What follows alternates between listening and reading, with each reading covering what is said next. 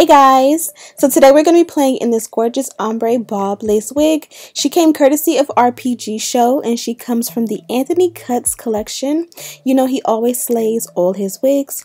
So this is the packaging that the wig came in, nice and sturdy, and of course I've got a stain on it. They always give you a magazine. I love the fact that they have their own magazine. I got a new bottle of the edge tamer, which I absolutely love, brown wig caps, and of course the sleeve that the wig comes in. And can you believe the wig actually survived in that tight sleeve? All of the curls, all of the style is perfectly there, and you'll see in just a moment.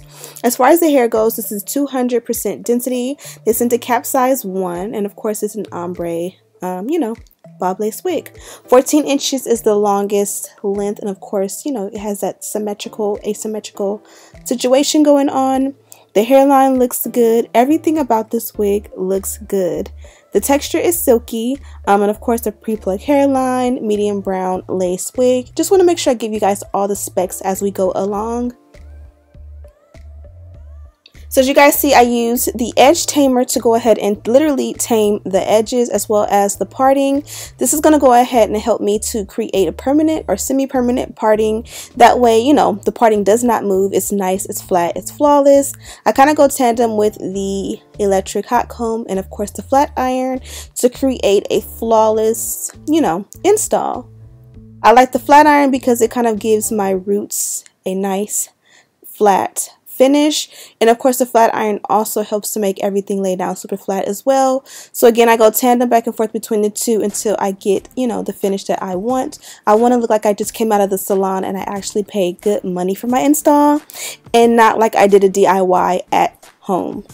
So I'm going to go ahead and pull the hair back on both sides and cut the lace. Now the reason I'm cutting the lace off so soon is because I found that once I slicked everything down, I didn't really need to cut or tweeze or pluck the hairline. I absolutely love the way it looked as is. Now I was looking for my Got2b glue spray and this bad buddy was just peeking and poking at me, and I decided to give it a go.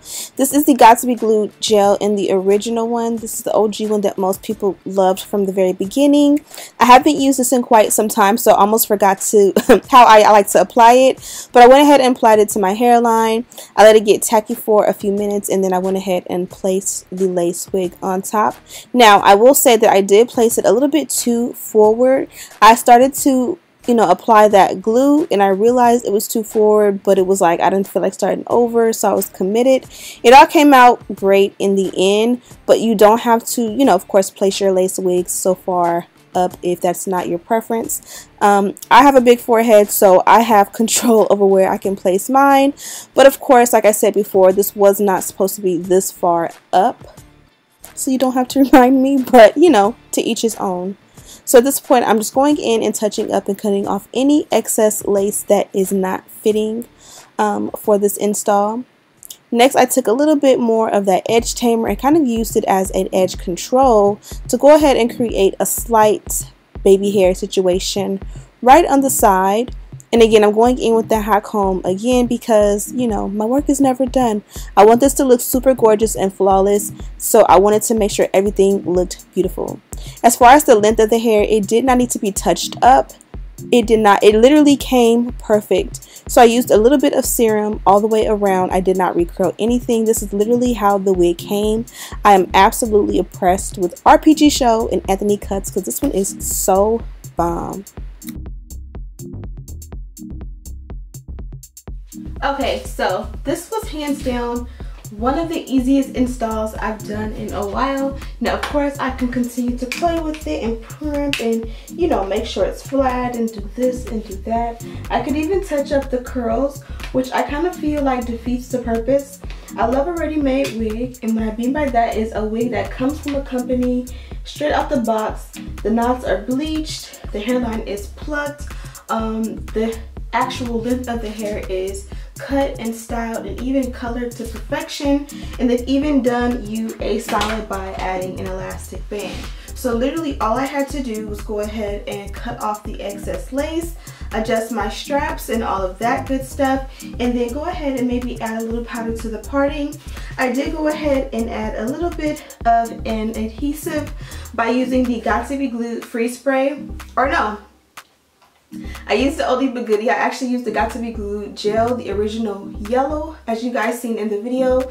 It's been so long since I've used that gel, but because I know I want to wear this wig tomorrow, I kind of felt like I wanted a little bit stronger of a hold, because I do find that when I use the freeze spray, when I get in the shower, if my unit gets even the slightest bit wet around the hairline, it will come up, whereas with the gel, I do find that it will last me like a full day through a shower, maybe even 2 days sometimes, and then I'll be able to use the actual freeze spray to touch it up where need be.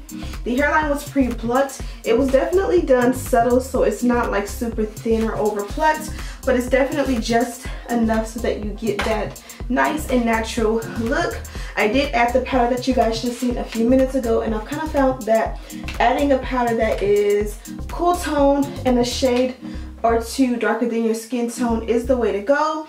And pretty much typically whenever you find a powder that is cool tone and a shade or two darker than your skin tone, it's probably going to be a contour powder. So I went ahead and used the one that I had. Now I am on a hunt to find the best ones for my complexion. So I will be picking up a contour palette or two in the shade dark to see who has the best one, because the foundation powders do come up a little bit more red, and that is just my opinion. As far as this wig goes, it is absolutely beautiful. Now 90% of the time, maybe even more, when a company sends me a wig that is pre-colored or even just pre-styled and pre-cut, I pretty much never am able to just focus on the installation and not have to do anything to the length or the ends of the hair.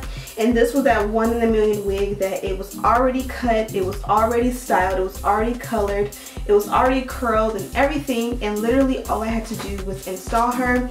I did add a little bit of serum. As always, I added my Garnier Fructis Sleek and Shine Serum, and I find this is a great option to kind of help cancel out frizz, kind of make them curls pop without being too shiny or weighing the wig down. Now as far as the color goes, they did give me a few options of a few different wigs they wanted me to try. I did hand select this one because I thought she was definitely super beautiful. I've been on a blonde kick, and I definitely have not done a blonde ombre probably in a year or two. When I mean ombre, I don't mean like a dark root in the blonde end, but literally an ombre where it's literally blonde, and then you have like your brown, and then you have your dark root. And I must say, I absolutely love this cut and color combination. Now the reason I like it, because this color, especially when you do it too long, can kind of look a little bit raunchy. I kind of find that sometimes when you get this ombre in these shades, and it's like a 20-inch or 22-inch down your back, they give you a lot of blonde at the end, and sometimes it is dry and brittle and unhealthy. Not this company specifically, but just the way a lot of companies do this combo, and the way they pulled it off with this cut and this color definitely is a classy take on it. Of course, I'm all for customization when it comes to wigs. Even if it's a ready-made wig that is pretty much ready to go and you don't have to do anything, I always highly recommend that you go ahead and give it your personality and customize it to your liking. So if you want to tweeze the hairline, that is an option. If you want to go ahead and kind of tone it or whatever to make it ash or whatever, that option always exists, and that's the beauty of hair and wigs. This is a wig from the Anthony Cuts collection. The texture is silky, 14 inches. Whenever you go to the sales page and you're looking for the color, it's going to be the one that says same as picture. I did get a size cap 1, which I believe is their small.